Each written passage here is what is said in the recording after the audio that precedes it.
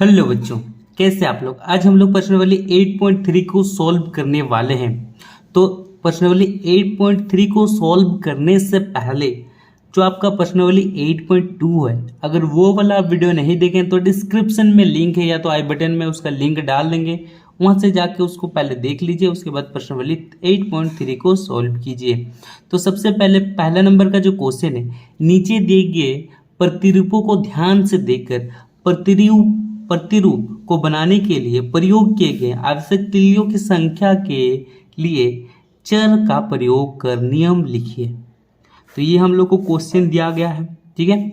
इसमें क्या करना है, चर का भी प्रयोग करना है बच्चों। तो सबसे पहले देखिए, ये जो हम लोग का माचिस का तिल्ली दिया हुआ है, इसको अपनी कॉपी में हम क्या करते हैं, बना लेते हैं। उसके बाद इसका सॉल्यूशन करते हैं, ठीक है। तो देखिए बच्चों, क्लास 6 जेसीईआरटी बुक प्रश्नावली 8.3 चैप्टर 8। तो देखिए पहला नंबर का जो क्वेश्चन है, ठीक है, इसमें देखिए कितना गो तिल्ली है, एक दो गो तिल्ली है ना, ठीक है। तो यहाँ पर एक हम लोग को चर लेने बोला है, ठीक है। तो देखिए इसमें हम लोग को एक चर लेने वाला है, तो हम लोग एक चर लेते हैं n, ठीक है। अब बताइए यहाँ पर तिल्लियों की संख्या कितना है, 2 है। तो यहाँ पर लिखिए तिल्लियों की संख्या, तिल्लियों की संख्या, ठीक है। तिल्लियों की संख्या कितना है, 2 है। तो 2 के साथ हम लोग को क्या लगा देना है, ये चर, यानी कि 2n। समझ में आया। यहाँ पर देखिए तिल्लियों की संख्या कितना होगा, 1 2 3 4। तो यहाँ पर 4n लगा देना है बच्चों। तिल्लियों की संख्या लिखने के बाद 4n लगा देना है। यहाँ पर देखिए तिल्लियों की संख्या कितना है, 1 2 3 4 5 6। तो यहाँ पर क्या करना है, 6n लगा देना है। समझ में आ रहा है। अब यहाँ पर देखिए तिल्लियाँ कितना है, 1 2 3 4 5 6 7 8। तो यहाँ पर क्या करना है, 8n लगा देना है। 2n 4n 6n और 8n। समझ में आया। अब इसके आगे देखिए बच्चों, इसके आगे बी नंबर का 1 नंबर, ठीक है। इसमें भी हम लोग को चर क्या लेना है, इसमें चर लेना है हम लोग को n, ठीक है। तिल्लियों की संख्या देखिए, तिल्लियों की संख्या, ठीक है। तिल्लियों की संख्या कितना को तिल्ली है, 1 2 3, यानी कि यहाँ पर हम लोग लिखेंगे 3n। यहाँ पर कितना तिल्ली, 1 2 3 4 5 6। तो यहाँ पर हम लोग लिखेंगे क्या, 6n। यहाँ पर कितना है, 1 2 3 4 5 6 7 8 9। तो यहाँ पर लिखिए 9n। समझ में आ रहा है। यहाँ पर देखिए कितना को तिल्ली है, 1 2 3 4 5 6 7 8 9 10 11 12। तो यहाँ पर बराबर देके 12n लिख दीजिए। बस इतना ही करना है। समझ में आ रहा है किस तरह से बनाएं। अब चलते हैं अगले क्वेश्चन की तरफ। तो देखिए बच्चों, पहला नंबर क्वेश्चन हम लोग का कंप्लीट हो चुका है। अब दूसरा नंबर, परवेश अपने छोटे भाई से 2 वर्ष बड़ा है, ठीक है। परवेश अपने छोटे भाई से 2 वर्ष बड़ा है। चर का प्रयोग कर परवेश की उम्र ज्ञात करने के लिए व्यंजक प्राप्त कीजिए। यहाँ पर क्वेश्चन में बोला गया है। तो चलिए इसको भी हम लोग फटाफट कॉपी में सॉल्व करते हैं, दूसरा नंबर को। तो सबसे पहले 2 नंबर लिखिए और यहाँ पर हल लिखिए। अब यहाँ पर बोला गया है कि परवेश अपने छोटे भाई से 2 वर्ष बड़ा है, ठीक है। तो परवेश का उम्र हम लोग को नहीं पता, उसके छोटे भाई से कितना, परवेश उसके छोटे भाई से 2 वर्ष बड़ा है। तो सबसे पहले हम लोग लिखेंगे माना परवेश के छोटे भाई, ठीक है, छोटे भाई का उम्र, परवेश के छोटे भाई का उम्र हम लोग को नहीं पता, तो हम लोग लिखेंगे x वर्ष, ठीक है। क्या लिखें, x वर्ष। अब इसके बाद लिखिए परवेश का उम्र, परवेश का उम्र, ठीक है। क्वेश्चन में क्या बोला गया, देखिए कि उसके छोटे भाई से, परवेश उसके छोटे भाई से कितना, 2 वर्ष बड़ा है। तो यहाँ पर देखिए परवेश का उम्र x वर्ष है और उसका छोटा भाई से परवेश कितना बड़ा है, 2 वर्ष बड़ा है, 2 वर्ष। तो यहाँ पर +2 कर देंगे। ये हो गया परवेश का उम्र और ये हो गया हम लोग का आंसर, ठीक है। समझ में आया। दूसरा नंबर कंप्लीट, ठीक है। हम लोग को बस क्या बनाना था, ये हम लोग का व्यंजक बन गया बच्चों, बस व्यंजक बनाना था। आकृति में समपंचभुज जिसके प्रत्येक भुजा की लंबाई y सेंटीमीटर है, परिमाप ज्ञात करने के लिए सूत्र प्राप्त कीजिए। तो सबसे पहले हम लोग समपंचभुज को क्रिएट करते बनाते हैं, तो इस तरह से आप बनाइएगा, ठीक है। ये समपंचभुज जिसका कितना को भुजा होगा, 5 गो भुजा होगा बच्चों। इसका भुजा कितना होगा, ठीक है, इसका भुजा कितना होगा, 5 गो होगा, ठीक है। ये पहला, दूसरा, तीसरा, चौथा और ये 5वां भुजा। यहाँ तक समझ में आया। अब इसका क्या करना है, सबसे पहले देखिए परिमाप, इसका क्या करना है, परिमाप ज्ञात करना है। तो यहाँ पर लिखिए पंचभुज, पंचभुज का परिमाप। तो देखिए क्वेश्चन में सबसे पहले देखिए यहाँ पर बोला गया है कि समपंचभुज की प्रत्येक भुजा की लंबाई y दिया गया है। तो यहाँ पर देखिए ये जो भुजा है इसका जो लंबाई y सेंटीमीटर दिया गया, इसका भी लंबाई y सेंटीमीटर, इसका भी लंबाई y, इसका भी y और इसका भी y। मतलब समपंचभुज में सब भुजा जो होंगे एक दूसरे के बराबर होंगे। जैसे ये y का वैल्यू अगर 2 आता है तो सब y का वैल्यू 2 ही आएगा। यहाँ पर भी 2, यहाँ पर भी 2, यहाँ पर भी 2 और यहाँ पर भी 2। अगर y का वैल्यू 5 आता है तो जितने भी y हैं सबका वैल्यू 5 ही आएगा, ठीक है। यहाँ तक समझ में आया। तो हम लोग पंचभुज का परिमाप कैसे निकालेंगे, जितने भी y दिया हुआ है सबको हम लोग क्या करेंगे, जोड़ देंगे। तो y कितना को है, 1 2 3 4 5 को है, तो 5 को जोड़िए, y प्लस y और ये y, ठीक है। तो यहाँ पर हो जाएगा हम लोग का 5y सेंटीमीटर, क्योंकि हम लोग को सेंटीमीटर में दिया हुआ था ना। देखिए यहाँ पर हम लोग का ये आंसर, इसको लिख लीजिए फटाफट, ठीक है। ये 5 2 सबको मत लिखिएगा, समझ में आया। अब चलते हैं 4 नंबर की तरफ बच्चों।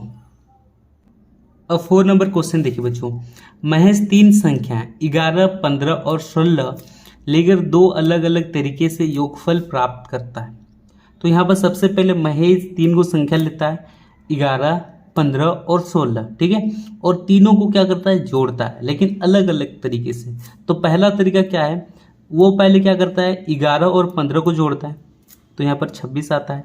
उसके बाद 16 को जोड़ता है, तो यहाँ पर कितना हो जाता है, 42 हो जाता है। यहाँ तक समझ में आया पहले वाला। अब दूसरा में वो क्या करता है, पहले 15 और 16 को जोड़ता है, ठीक है, और इसके बाद में 11 को जोड़ता है 31 के साथ, तो कितना आता है, 42 आता है। तो ये तो हो गया हम लोग को क्वेश्चन में। अब यहाँ पर देखिए पूछा क्या गया, ए और बी नंबर में, संख्याओं के इस गुण को क्या कहते हैं। ये जो हम लोग इस तरीका से जोड़े हैं इसको हम लोग क्या कहते हैं बच्चों, तो इसको हम लोग क्या कहते हैं बताइए, इसको हम लोग जोड़ का सहचर्य नियम कहते हैं, ठीक है। इसका एक फॉर्मूला भी बन के आता है, जैसे 11 की जगह में ए लिख दें और 15 की जगह में बी लिख दें और इसकी जगह में हम लोग सी लिख सकते हैं, ठीक है, ब्रैकेट लगा के। तो यहाँ पर उसी को लिखना है, तो फटाफट अपने कॉपी में लिख लीजिए। देखिए इस तरह से पहला नंबर में क्या लिखेंगे, जोड़ का सहचर्य नियम, तो लिखिए यहाँ पर जोड़ का सहचर्य नियम, ठीक है।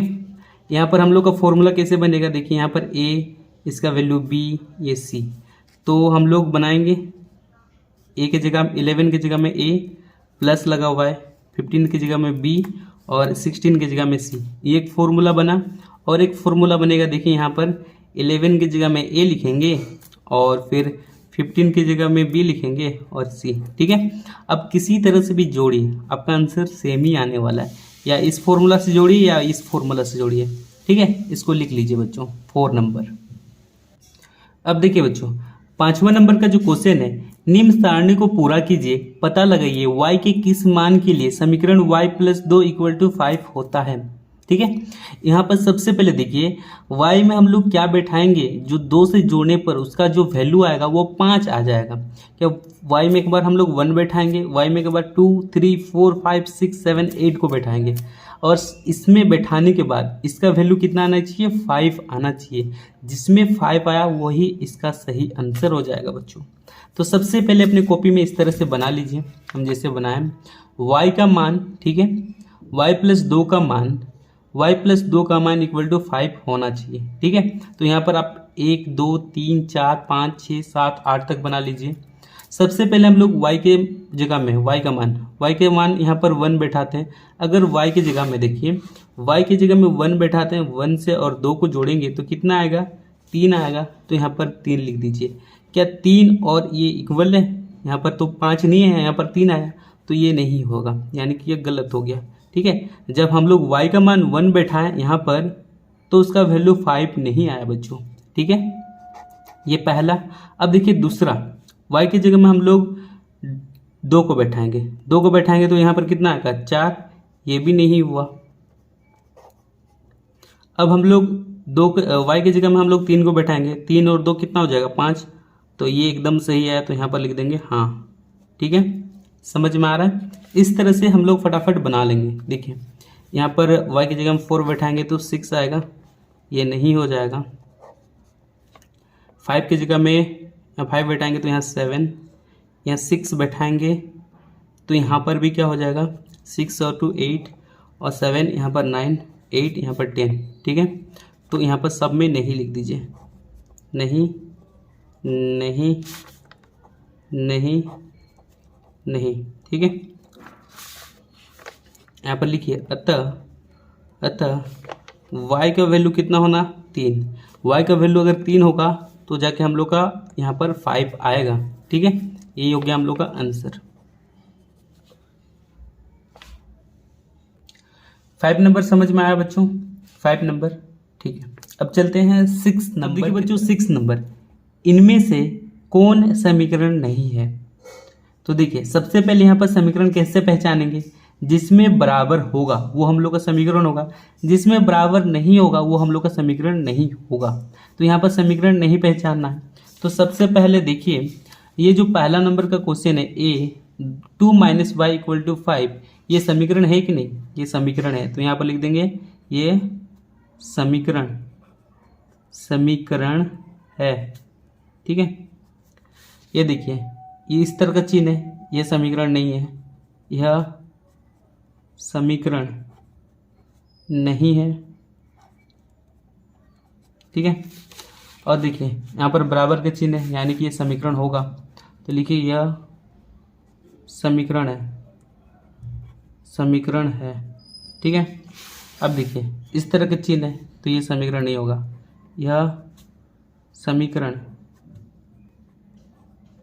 समीकरण नहीं है।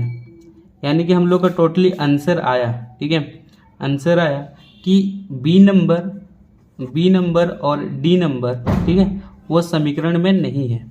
समझ में आया किस तरह से बना?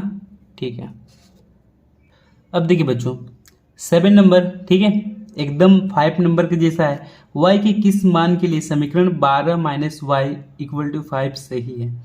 अगर y में अगर हम लोग y की जगह में 8 को बैठाएंगे और 12 से घटाएंगे तो क्या 5 आएगा? अगर y की जगह में 9 बैठाएंगे और 12 से घटाएंगे तो क्या 5 आएगा? उस तरह से हम लोग को सॉल्व करना है बच्चों। तो सबसे पहले देखिए 7 नंबर का ए में देखिए y = 8 दिया है। यहाँ पर देखिए इसको बैठाइए समीकरण को, हल 12 - y = 5। ठीक है, दिखाई दे रहा है। अब इसके बाद यहाँ पर बराबर दीजिए 12, y की जगह में हम लोग 8 बैठाएंगे और 5। जब हम लोग 12 से 8 को घटाएंगे तो यहाँ पर हम लोग का 4 आएगा, और 4 5 के बराबर तो नहीं है, तो यहाँ पर हम लोग काट देंगे, नॉट इक्वल टू लिख देंगे। ठीक है, समझ में आया? अब देखिए बी नंबर का वैल्यू कितना है, 9 है। तो यहाँ पर लिखिए y = 9 और फिर इसके बाद हल लिखिए। इसका फॉर्मूला तो नहीं दिया हुआ है, इक्वेशन यानी कि समीकरण 12, यहाँ पर y की जगह में क्या बैठाएंगे, 9 बैठाएंगे और यहाँ पर 5। अब 12 में से 9 घटाएंगे तो कितना आएगा, 3 बराबर 5। तो देखिए इक्वल तो नहीं है, नॉट इक्वल टू लिख दीजिए। ठीक है, सी नंबर में देखिए कितना दिया हुआ है, y = 7। ठीक है, ये लगता आ जाएगा y = 7। ठीक है, हल लिखिए 12 - y = 5।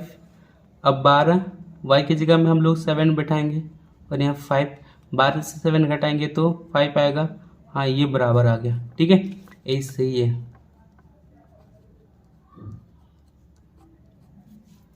ये समझ में आया किस तरह से बन रहा है। अब लास्ट हम लोग का है डी नंबर। ठीक है, उसको भी बना देते हैं। डी नंबर यहाँ पर y का वैल्यू 5 है। देखिए y का वैल्यू 5 है, तो यहाँ पर सबसे पहले हल लिखिए। 12 माइनस y इक्वल टू 5। 12 घटाओ y की जगह में 5 इक्वल टू 7। सॉरी, यहाँ 5 आएगा, ये वाला। 12 में से 5 घटाएंगे तो यहाँ पर 7 और यहाँ पर 5, तो ये तो इसके बराबर नहीं है, तो नॉट इक्वल टू लिख दीजिए बच्चों। ठीक है, समझ में आया। इसका बस एक ही आंसर हुआ, सी नंबर। ठीक है, सही है। अब चलते हैं 8 नंबर की तरफ। अब देखिए बच्चों, अब 8 नंबर क्वेश्चन है, मैं एक संख्या हूं। ठीक है, मैं एक संख्या हूं, यदि मुझे 11 घटाएं तो 11 ही पाएंगे, बताइए मैं कौन हूँ। ठीक है, यहाँ पर देखिए, बताइए मैं कौन हूँ। मैं एक संख्या हूँ, यदि मुझसे 11 घटाएंगे तो 11 ही पाएंगे, बताइए मैं कौन हूँ। चलिए, एकदम मस्त क्वेश्चन है, यानी इजी क्वेश्चन है। तो 8 नंबर को यहाँ पर सॉल्यूशन करते हैं। सबसे पहले यहाँ पर हल लिखिए। ठीक है, बोल रहा है कि मैं एक संख्या हूँ, हम लोग को नहीं पता कौन सा संख्या है। ठीक है, तो हम लोग मानेंगे, माना एक संख्या इक्वल टू क्या मानेंगे, n मानेंगे कि x मानेंगे, बताइए क्या मानेंगे। चलिए, हम लोग n मानते बना रहे हैं तो यहाँ भी n ही मानेंगे। ठीक है, अब प्रश्न अनुसार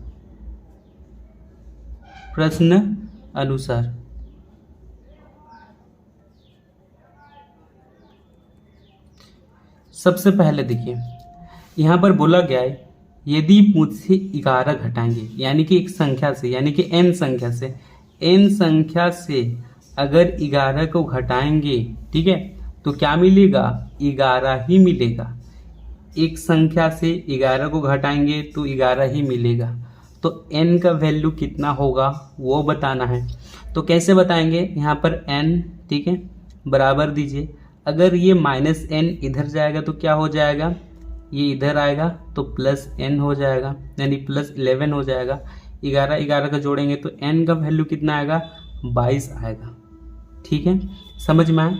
जैसे यहाँ पर देखिए, अगर हम लोग 22 में से 11 को घटाएंगे तो कितना, 11 ही आएगा, यानी कि n का वैल्यू कितना निकला, 22। तो ये हो गया हम लोग का आंसर 8 नंबर का।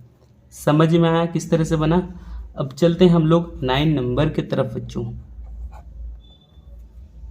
अब देखिए 9 नंबर क्वेश्चन है, मैं एक संख्या हूँ, यदि मुझे 4 से भाग देंगे तो आप संख्या 12 पाएंगे, बताइए मैं कौन हूँ। ठीक है, तो सबसे पहले यहाँ पर भी सेम ही क्वेश्चन है। तो यहाँ पर सबसे पहले लिखिए हल लिखने के बाद माना एक संख्या लेते हैं, एक संख्या क्या लेंगे, n लेंगे। लिखिए प्रश्न अनुसार, ठीक है, लिख लिए। यहाँ तक समझ में आया। अब इसके बाद करना क्या है, सबसे पहले देखिए 4 से भाग देंगे। मैं एक संख्या हूँ, यानी कि वो संख्या है, ठीक है, एक संख्या को हम लोग कितना से भाग देंगे, 4 से भाग देंगे। तो यहाँ पर ये एक संख्या हुआ n, ठीक है, इसको कितना से भाग देना है, 4 से। जब आप 4 से भाग दीजिएगा तो यहाँ पर हम लोग को 12 मिल जाएगा, बोल रहा है। तो इसका हम लोग क्या करेंगे, क्रॉस मल्टीपल, यानी कि तिरछा गुना करेंगे। तो ये हम लोग का इधर चल जाएगा, तो 12 गुना 4, तो n का वैल्यू कितना होगा, यानी कि 48 होगा। अगर हम लोग n की जगह में 48 को बैठाते हैं और 4 से जब भागा देते हैं तो यहाँ पर हम लोग कितना आएगा, 12 ही आएगा बच्चों। समझ में आया ये वाला। तो ये हो गया n का आंसर। ठीक है, 9 नंबर, इसको लिख लीजिए। अब चलते हैं 10 नंबर की तरफ।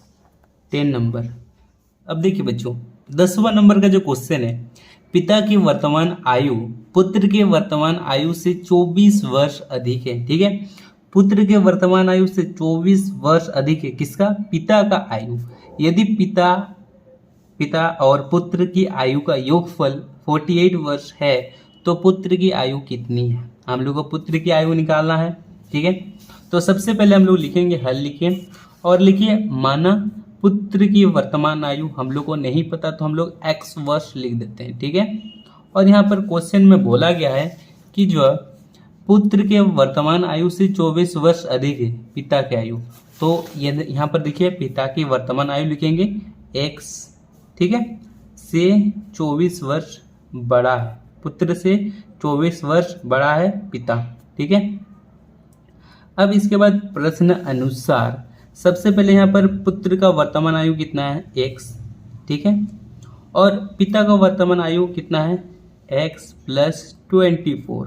अब दोनों का, ठीक है, अब यहाँ पर बोला गया है कि दोनों के आयु का योगफल कितना है 48 वर्ष है, तो यहाँ पर हम लोग क्या लिखेंगे 48 लिखेंगे बच्चों, तो 48 लिख दिए। अब इसको जोड़िए तो 2x और यहाँ पर 24 इक्वल टू 48। अब यहाँ पर 24 को उधर भेजेंगे। ठीक है, यहाँ पर 2x इक्वल टू 48 माइनस 24, तो यहाँ पर 2x इक्वल टू कितना आएगा, यहाँ पर 24 आ जाएगा। ठीक है, यहाँ पर 4, यहाँ पर 2। अब यहाँ से 2 को नीचे भेजेंगे यानी कि भागा के रूप में, यहाँ पर 24 और ये 2। ठीक है, अब यहाँ पर कटेगा तो x इक्वल टू कितना आ जाएगा 12। पुत्र की वर्तमान आयु x इक्वल टू 12 यानी कि 12 वर्ष है, तो लिखिए यहाँ पर पुत्र की वर्तमान आयु,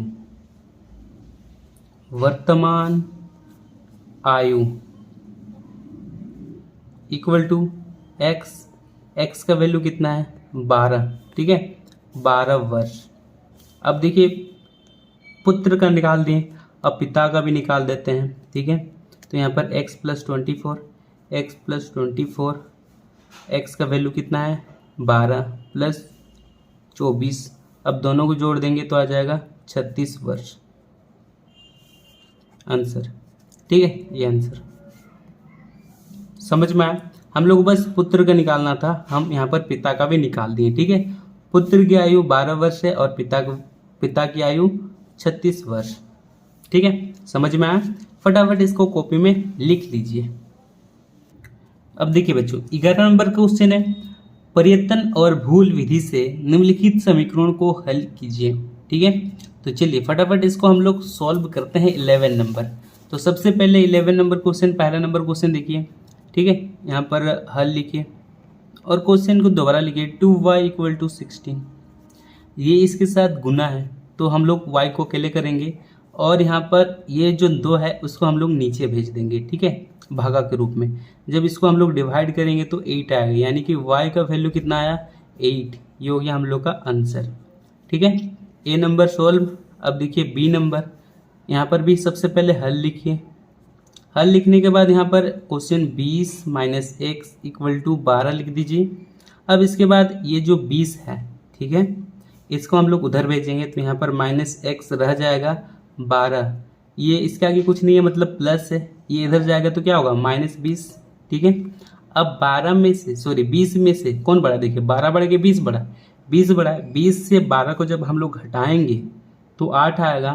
तो यहाँ पर सबसे पहले देखिए 8 आ तो गया, लेकिन हम लोग देखिए 20 में घटाव का चिन्ह है ना, तो यहाँ भी घटाव का चिन्ह लग जाएगा। तो यहाँ पर माइनस माइनस कैंसिल, यानी कि x का वैल्यू कितना आएगा 8 आएगा बच्चों। ये हो गया हम लोग का आंसर। समझ में आया। अब देखिए हम लोग का सी नंबर। ठीक है, सी नंबर, यहाँ पर भी सबसे पहले हल लिखिए। m plus 2 equal to 14। ठीक है, और यहाँ पर m को क्या करते हैं, ये प्लस में इधर जाएगा तो क्या हो जाएगा -2। अब m का वैल्यू कितना होगा, 14 में से 2 घटाएंगे तो आएगा 12। ये हो गया हम लोग का आंसर। चलिए फटाफट इसको लिख लीजिए कॉपी में। अब देखिए बच्चों, अब 12 नंबर क्वेश्चन है, एक वर्ग की भुजा की लंबाई x से 2 सेंटीमीटर कम है, उसका परिमाप x के पद में ज्ञात कीजिए। ठीक है, तो सबसे पहले यहाँ पर लिखिए हल। वर्ग की भुजा की लंबाई x - 2। ठीक है, अब वर्ग का परिमाप हम लोग को निकालना है, यानी कि इसका फॉर्मूला 4 गुना भुजा होता है, तो यहाँ पर सबसे पहले देखिए भुजा हम लोग का कितना है, भुजा यहाँ पर हम लोग का x-2 है, ठीक है। अब 4 को इससे गुना करेंगे तो होगा 4x और इससे गुना करेंगे तो 8, ठीक है। यहाँ पर देखिए हम लोग का सेंटीमीटर में था, ठीक है, तो यहाँ पर हम लोग सेंटीमीटर लिख देंगे बच्चों, समझ में आया, ठीक है। तो 12 नंबर तक कंप्लीट। देखिए इसके बाद क्वेश्चन ही नहीं है, ठीक है। तो ये हम लोग का एक्सरसाइज 8.3 पूरी कंप्लीट हो चुका है। अगर वीडियो अच्छा लगा तो वीडियो को जरूर लाइक कीजिए, अपने दोस्तों को शेयर कीजिए। मिलते हैं नेक्स्ट वीडियो में, आज के लिए बस इतना ही। जय हिंद, जय भारत।